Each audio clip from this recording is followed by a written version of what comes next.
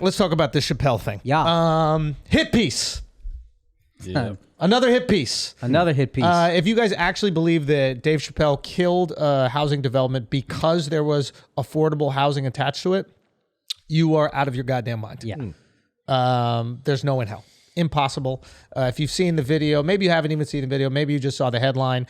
He was against this development. Yes. But it's very important to note, and this was not included in the headline or many of the pieces, that he was also against the initial development that did not have the affordable housing part in it. Correct. That affordable housing part was added afterwards, after Chappelle and many other people in the community pushed back on the development because they didn't like the fact that there was like a garbage dump in the middle of it. There was Concerns about traffic flow. Concerned about traffic flow and water usage. Yeah. Like there was a lot of problems with development. And what oftentimes these corporations do is they'll add something really adorable Yeah. and almost virtuous to a development to make you side with it. Yes. Or to make you look bad If you disagree with it. if you disagree with Yes. it. And this is the same thing that happens with like bills in Congress, right? Patriot Act. Exactly. You had brought that up. The Patriot Act. So explain what happened with the Patriot The Patriot Act is basically a law that lets the government spy on everything you're doing, but they call it the Patriot Act. So How if you could you disagree veto with the it, Patriot Act? you're not a Patriot Act. And it's right after 9/11. All Yeah. you want to do is be a Patriot. 100%. You can't be the congressman that said no to the Patriot Act. Exactly. Fuck Because most you. people aren't even going to look into the bill. No. They're not going to look and it says this means we have freedom to spy on everything that you do. 100%. They're just going to see the headline, Akaash Singh vetoes Patriot Act. How dare he? This guy must not love America. Don't love America at all. And so that's basically what they did. And I wouldn't be surprised if the developers like PR system actually put out the video 100% they of leaked Chappelle shutting it down.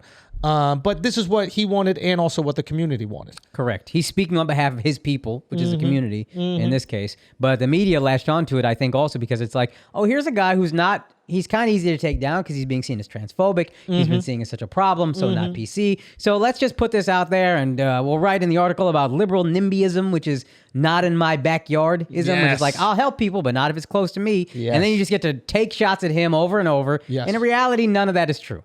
And if you look at the people who retweeted this or the people who wrote these articles, it tells you everything about how they feel about Chappelle. Yeah. It tells you a lot more about the person retweeting than Chappelle. Yes. They're already looking for a reason to criticize Chappelle. And this headline gave them the perfect reason to do it if they didn't look into the story. Correct. Now, to be fair, there wasn't a lot of information on this. Like, we really had to do some digging Yeah. to find out exactly what happened. But I just can't fathom. I mean, can you guys fathom that Chappelle would knowingly on video shut down an affordable housing plan? Yeah. He's a thoughtful dude that's like extremely aware of optics. He's not just going to go on in front of cam and just like make himself look stupid. Yeah. He's too smart for that. And that's how you know people have an agenda when you're already attacking somebody before any knowledge on the 100%. So expose. So if I'm him, I'm looking at everybody that's reposted, retweeted, ran another version of the article without looking into it, or either like reaching out to him for comment or whatever. I'm looking at every single person. He probably is. You think? I think Chappelle. I mean, if I'm him, I'm like, oh, you guys are certifiable my haters. Yeah. Right here. Yeah. I know the journalists, the publications, and just the random like Twitter celebs. Yeah. Like you guys that are reposting, y'all don't want me to win. Now I know. Low key, if I was him, I might drop it myself just to see who the haters are. Oh, that's smart. Knowing full well you're clean. And when the truth comes out, you just exposed everybody out there who you might have thought was the homie. Anyone that's not going to give you the benefit of the doubt. Yeah. Oh, you don't see the best in me? That's interesting. There was an NFL GM that did something similar. There was a bunch of leaks. So he had the first pick in the draft for the Browns, and he told a bunch of different people he was going to draft. Smart. And then whoever player got leaked, oh, they're going to draft this guy first. He knew where the exactly rat who was. he told that guy. And he was like, there's a leak right there. Get rid of that guy. Fire move. That's some Tyrion shit. Yeah. That's fire as fuck, dog. That's fucking genius. So this is let Dave off the hook for this. This You is think put out by the developer though?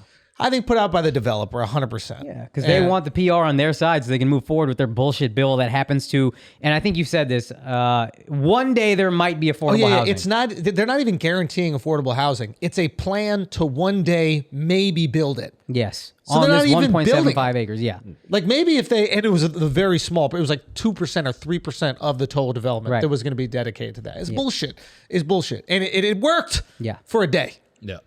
But luckily, people look into it and then they can expose it. And I think that's why it's important we talk about these things. Now, that being said, I would love to see Chappelle be this passionate about the Rogan hit piece. Yeah, that hurt me, man. That bummed me a little bit. Because they're supposed to be homies. I feel like if that's your homie and you Rogan know this rode for man him, bro. and he rode for you, Hard. you owe him that. You owe him, I know this guy. Y'all can say whatever the fuck you want, but I know this guy. Yeah. And he had my back because he knew me. Yeah.